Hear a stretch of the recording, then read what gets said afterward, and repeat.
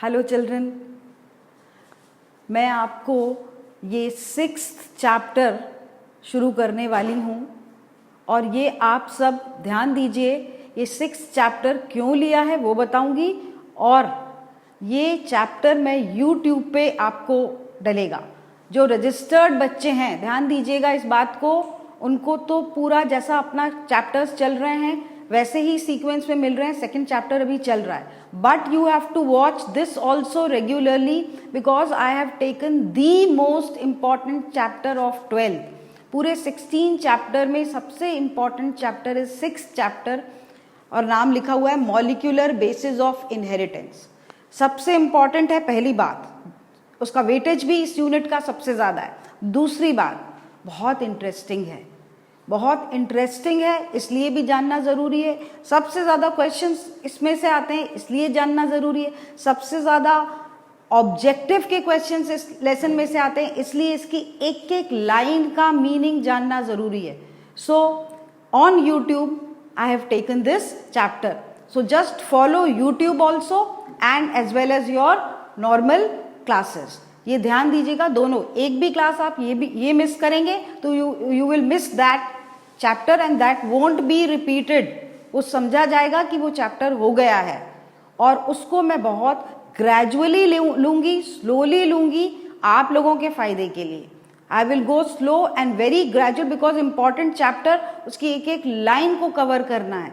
सो उसका एक एक टॉपिक और मैं बताती जाऊंगी कि एनसीईआरटी में आपको कहाँ तक पढ़ना है after completing the topic in every class.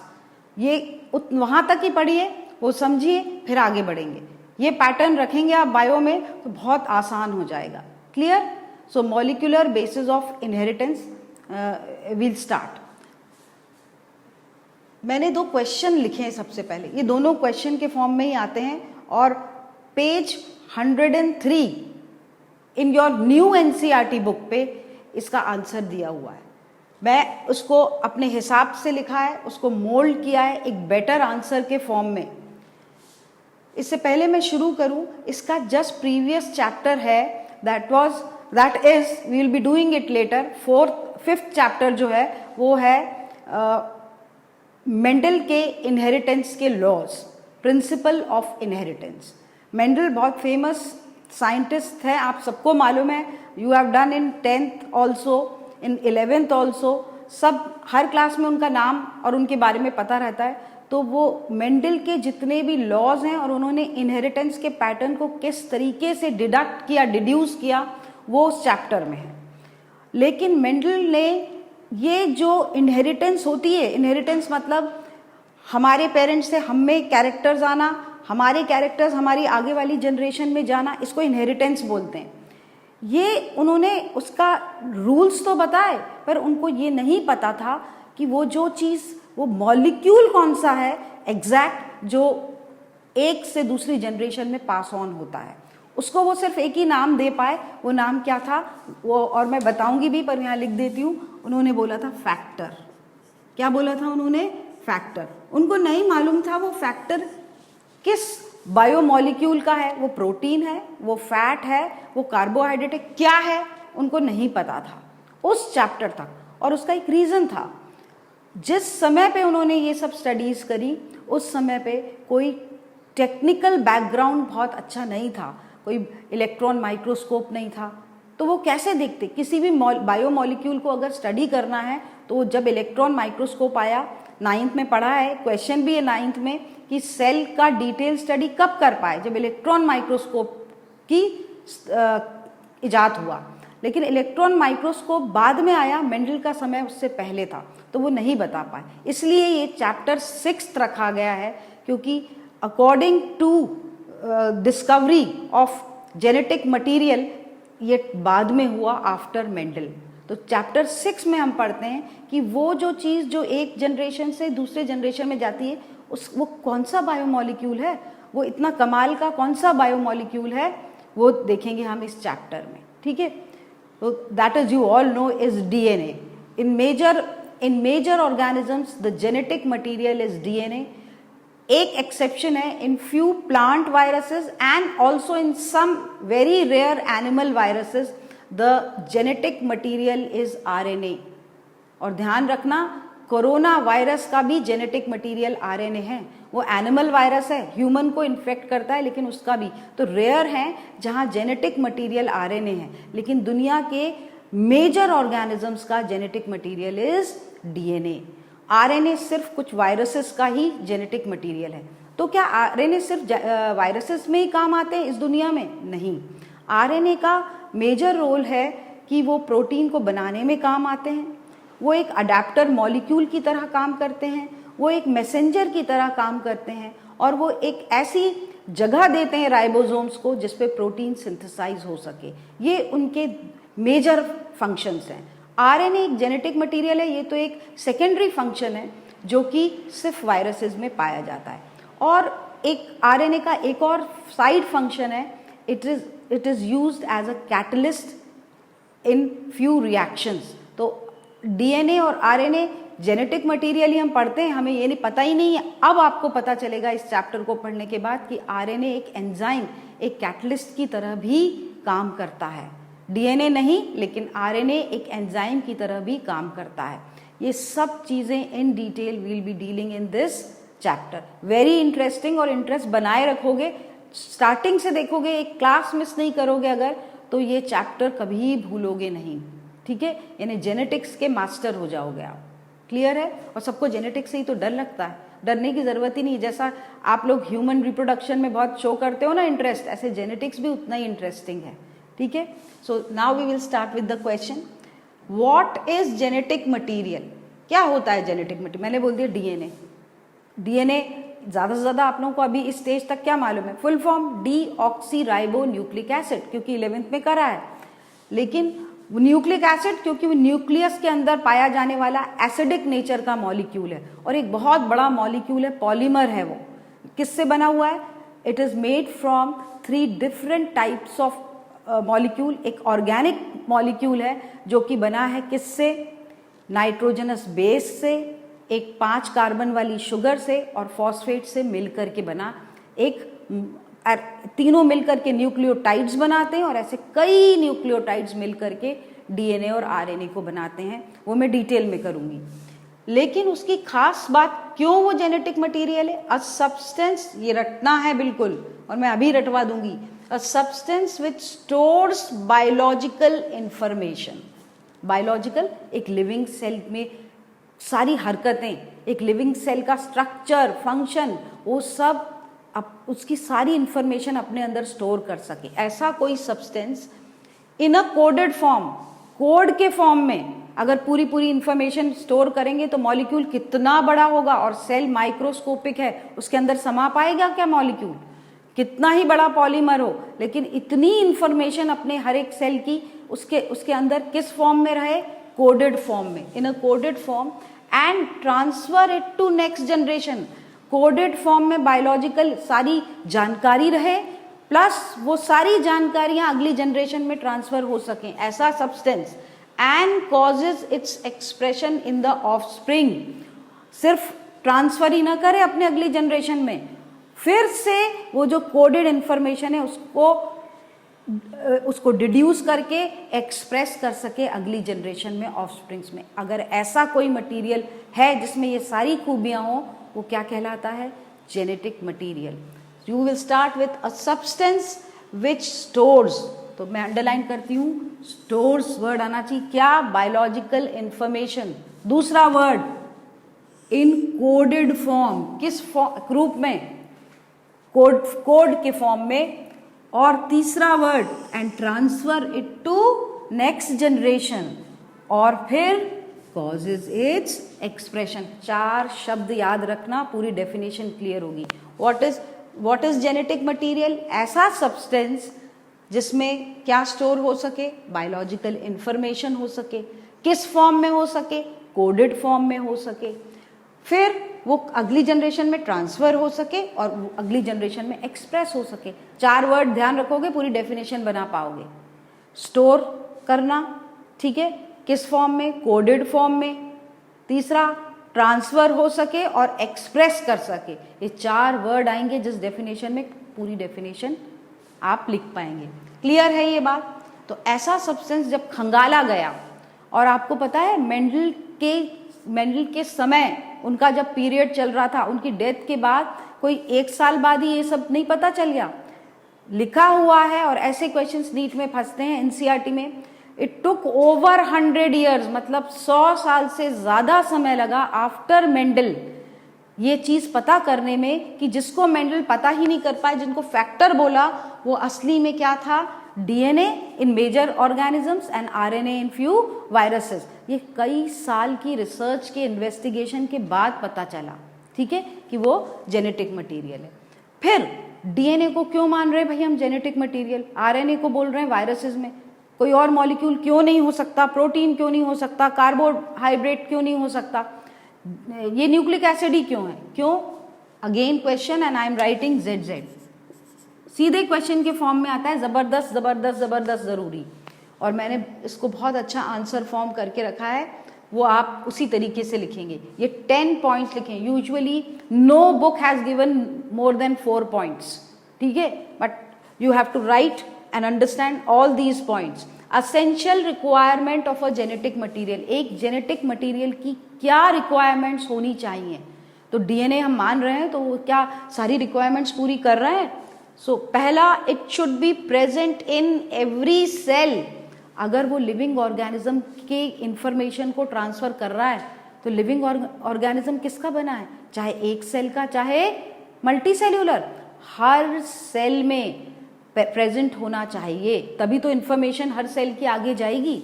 So it should be present in every cell, पहली रिक्वायरमेंट। दूसरी, amount should be same in all somatic cells. सबसे पहले तो बहुत से बच्चों को ये कंसेप्ट क्लियर नहीं होता, मैं 9 से शुरू करती हूँ। Somatic cells and germ cells, जैसे मेरी बॉडी है, आपकी बॉडी है, अपनी बॉडी की हर सेल, यहाँ की सेल, यहाँ की सेल, कहीं की भी ले लो, अंदर से भी स्टमक की सेल भी निकाल लो, all cells are somatic cells only. क्योंकि मैं फीमेल ह्यूमन हूं, इसलिए फीमेल्स में मेरी ओवरी की लाइनिंग की सेल आर जर्म सेल्स। सिर्फ मेरी ओवरीज की लाइनिंग की सेल को छोड़कर बॉडी की हर cell is somatic cell. Plants में भी ऐसा ही होता है, सिर्फ उनके रिप्रोडक्टिव स्ट्रक्चर की, जिसमें मियोसिस होने वाला हो, वो सेल को छोड़ करके सारी सेल्स क्या होती हैं, सोमैटिक। यानी अमाउंट ऑफ डीएनए, हम डीएनए मान रहे हैं अगर जेनेटिक मटेरियल, या जेनेटिक मटेरियल जिसको भी माने, उसका अमाउंट सारी सेल्स में, मतलब अगर मैंने यहाँ की एक सेल निकाली और एक अपने सोल तलुए की एक सेल निकाली और माइक्रोस्कोप के नीचे देखा कि उसमें कितना जेनेटिक मटेरियल है, इट शुड बी सेम। मतलब बॉडी में कहीं से भी सेल निकाल के अगर मैं इलेक्ट्रॉन माइक्रोस्कोप में देखूं तो amount of DNA should be same. ये जरूरी है इन ऑल द सोमैटिक सेल्स। अलग अलग होगा तो हम पता है कैसे दिखेंगे, हम ऐसे यूनिफॉर्म दिखेंगे ही नहीं, एक हाथ लंबा, नाक एक साइड से चौड़ी, कुछ भी बनेगा, क्योंकि हर सेल, हर एक सेल का डीएनए का अमाउंट अगर डिफरेंट है तो वो कोड भी तो डिफरेंट करेंगे। तो इट शुड बी सेम, तभी तो हमारी uniform length of both the hands, both the legs, eyes uniform रहती हैं, सब ऑर्गन्स एकदम यूनिफॉर्मली अरेंज रहते हैं बॉडी में। Then show diversity corresponding to the variety existing in the organism. अब देखो दुनिया में लिविंग ऑर्गेनिजम्स कितने टाइप के हैं। आप अगर आपको बोला जाए अपने आसपास, तो गाय, भैंस, बकरी, डॉग और इवन प्लांट्स, कितने variety, you can not imagine कितने टाइप के, तरह तरीके के लिविंग ऑर्गेनिजम्स हमारे आसपास हैं। और जो हमारे आसपास भी नहीं, वो जो जेनेटिक मटेरियल होता है वो कैसा डाइवर्सिटी, यानी वो जेनेटिक मटेरियल के इतने प्रकार होने चाहिए कि वो वैरायटी एग्जिस्ट। जितने टाइप के ऑर्गेनिजम्स इस अर्थ पे हैं, आप डॉग्स में ही देख लीजिए कितनी वैरायटी है। पोमेरियन है, अल्सेशियन है, लैब्राडोर है, बहुत सारे टाइप वैरायटी ऑफ डॉग्स हैं। तो क्यों? क्योंकि वो डीएनए जो है, वो जो जेनेटिक मटेरियल है, वो अपने आप को बहुत सारे प्रकार, बहुत सारी वैरायटी में एक्सप्रेस कर सके। मतलब उसके बहुत सारे टाइप्स होने चाहिए। तो जितने टाइप्स होंगे उतने टाइप के ऑर्गेनिजम्स में डाइवर्सिटी हमको मिलेगी। Then able to precisely duplicate itself, forming its carbon copies. बहुत इंपॉर्टेंट पॉइंट रिक्वायरमेंट है। प्रिसाइसली, बिल्कुल एकदम एग्जैक्ट कॉपी, प्रिसाइज मतलब एक एक न्यूक्लियोटाइड, जैसे डीएनए न्यूक्लियोटाइड्स का बना है, तो एक एक न्यूक्लियोटाइड सही से कॉपी होना। जिस जेनेटिक मटेरियल में ये वाली कैपेसिटी हो वो एक बेहतर जेनेटिक मटेरियल माना जाता है, जो अपनी कॉपी बहुत सही ढंग से कर सके। So able to precisely duplicate itself, forming its carbon copies, वो खुद की कॉपीज बनाने के काबिल हो। Then able to pass its copies in progeny, आगे वाली जनरेशन में, आगे वाली प्रोजेनी मतलब आगे वाली जनरेशन जितनी भी आएंगी उसमें अपनी कॉपीज को भेज सके। एबल टू पास, वो जो कॉपी करी है जेनेटिक मटेरियल ने अपनी एग्जैक्ट कार्बन कॉपी, वो कॉपी को आगे वाली जनरेशन में पास कर सकें, ये भी एक रिक्वायरमेंट है। Then should be able occasionally, कभी कभी, occasionally to develop inheritable changes, जिसको क्या बोलते हैं, म्यूटेशंस। बहुत इंपॉर्टेंट रिक्वायरमेंट है। कोई भी जेनेटिक मटेरियल में थोड़ा सा मोल्डेबल नेचर होना, थोड़ा सा, इसलिए लिखा है occasionally। अगर बहुत ज्यादा मोल्डेबल होगा, बार बार चेंजेस होंगे तो वो ऑर्गेनिज्म को मार ही डालेगा। तो अकेजनली, कभी कभार अपने में कोई बदलाव हो जाए उस जेनेटिक मटेरियल में, तो वो उसको पॉजिटिवली झेल सके, कोई हार्मफुल इफेक्ट ना हो जिस ऑर्गेनिज्म में ये जेनेटिक मटेरियल हो, वो कभी कभार चेंजेस को झेल सके और वो चेंजेस आगे पास ऑन कर सके, उसको हैं म्यूटेशंस। क्या बोलते हैं उन चेंजेस को, म्यूटेशंस। तो उनमें कभी कभार ओकेजनली म्यूटेट होने की या म्यूटेशंस मतलब चेंजेस होने की कैपेबिलिटी हो, कभी कभार, रेयरली, और वो चेंजेस आगे कंटिन्यू भी कर सकें। Then able to store information in coded form, coded form में इंफॉर्मेशन को स्टोर रखने की कैपेबिलिटी हो। जेनेटिक मटेरियल ऐसा होना चाहिए कि वो स्टोर करके रखे, जब जरूरत हो वो इंफॉर्मेशन बाहर सेल में, जब जरूरत हो तभी वो सेल में वो इंफॉर्मेशन का कोड जो है वो ओपन हो, अदरवाइज वो स्टोर करके रखने की भी रिक्वायरमेंट जरूरी है। Then able to express its information in Mendelian pattern. Now Mendel ने जब लॉ निकाले थे ना इनहेरिटेंस के, तो वो अपन पढ़ेंगे, लेकिन मैं आपको बहुत फास्ट बता देती हूँ कि मेंडल ने किसी भी टाइप का इनहेरिटेंस होता है, चाहे वो प्लांट्स में हो, एनिमल्स में हो, उसका एक रूल बताए, लॉज बताए। Law of dominance, law of segregation, law of independent assortment, ये सब अपन करेंगे। उसी तरीके से वो जेनेटिक मटेरियल अपने आप को आगे पास ऑन करता हो, उन रूल्स के अकॉर्डिंगली पास करता हो जो मेंडल ने दिए थे। तो able to express its information in Mendelian pattern, जो मेंडल ने बताए थे, मेंडल ने जो पैटर्न बताए थे वो बहुत वो लॉज के फॉर्म में है और वो लॉज सब पे लागू होते हैं, applicable to all the organisms. उसी पैटर्न में जेनेटिक मटेरियल को एक्सप्रेस होने की ताकत होनी चाहिए। ठीक है। Next requirement, capable of differential expression in spite of same genetic material. बहुत इंपॉर्टेंट पॉइंट है। ऐसा जेनेटिक मटेरियल होना चाहिए, सपोज मेरे फेस का एक सेल का जेनेटिक मटेरियल निकाल लिया और एक स्टमक का सेल निकाल लिया, उसका जेनेटिक मटेरियल, दोनों का अमाउंट मैंने क्या बोला, सेम होगा। कैसा, 46 क्रोमोसोम यहाँ वाले सेल के, 46 क्रोमोसोम स्टमक वाले सेल के, amount of genetic material is same. लेकिन आपको मालूम है स्टमक एक ऐसा ऑर्गन है जहाँ डाइजेशन होता है, वहाँ पर वो डाइजेस्टिव एंजाइम्स बनाने के काम आ रहा है और फेस पे वो दूसरे काम आ रहा है। मतलब बॉडी में इतने सारे डिफरेंट टाइप के काम करने वाले ऑर्गन्स हैं। Though the genetic material is same in all the cells, but that genetic material is able to perform function according to the organ in which it is present। ये भी capability एक अच्छे genetic material की requirement है। So capable of differential expression in spite of same genetic material present in all the cells. Then should be chemically and structurally stable. बहुत important point है chemically, मतलब काय का बना है chemically? न्यूक्लियोटाइड्स का. और स्ट्रक्चर कैसा है? डबल हेलिकल कॉइल है. और भी स्ट्रक्चर अपन डिटेल में करेंगे इस चैप्टर में, बिल्कुल detail structure of the genetic material. तो वो स्ट्रक्चर किसी भी टाइप के हाई टेम्परेचर या फ्रीजिंग टेम्परेचर हो या बहुत गर्म हो, ठंडा हो, एंजाइम्स हो, मतलब किसी भी चीज़ से वो उसका स्ट्रक्चर ब्रेक ना हो या ख़राब ना हो, बहुत स्टेबल होना चाहिए. नहीं तो ज़रा से चेंजेस, एनवायरमेंटल चेंजेस में अगर जेनेटिक मटेरियल ब्रेक हो जाए या टूट जाए या काम करना बंद कर दे, तो ऐसा जेनेटिक मटेरियल से ऑर्गेनिज्म सर्वाइव थोड़ा ना कर पाएगा. It should B chemically and structurally very stable. So these are the requirements for a very good and better genetic material. So 10 points are there. Essential requirements of genetic material, we'll repeat. Her cell में मौजूद होना चाहिए.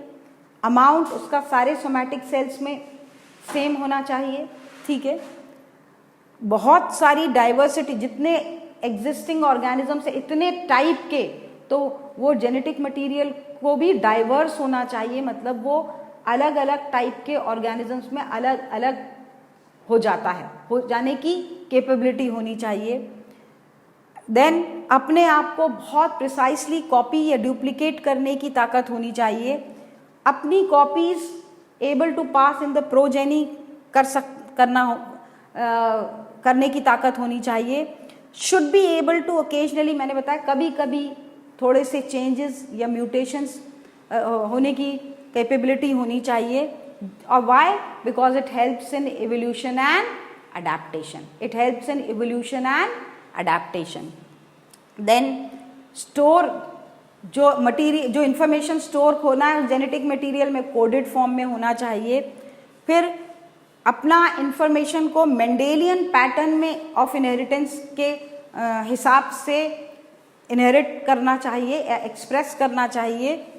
Then मैंने आपको बताया हर body के हर organ का काम डिफरेंट है, शेप डिफरेंट है. Though it is present in same genetic material is present in all the cells, but expression अलग अलग ऑर्गन में अलग होता है. वो कैपेबिलिटी होनी चाहिए और केमिकली और स्ट्रक्चरली स्टेबल होना चाहिए.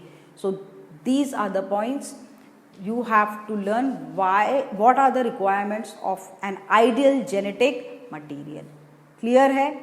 आप पहले ये करिएगा, फिर बुक में NCERT बुक में 103 पेज पर जो उतना ही पढ़िएगा.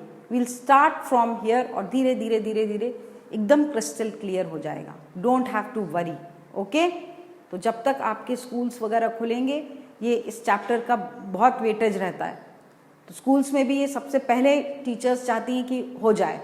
सो तब तक ये फिनिश रहेगा. But you have to be very honest and you have to follow all the instructions, और ये अच्छे से आपको लर्न करना है. ठीक है? हम कंटिन्यू करेंगे नेक्स्ट में. Thank you.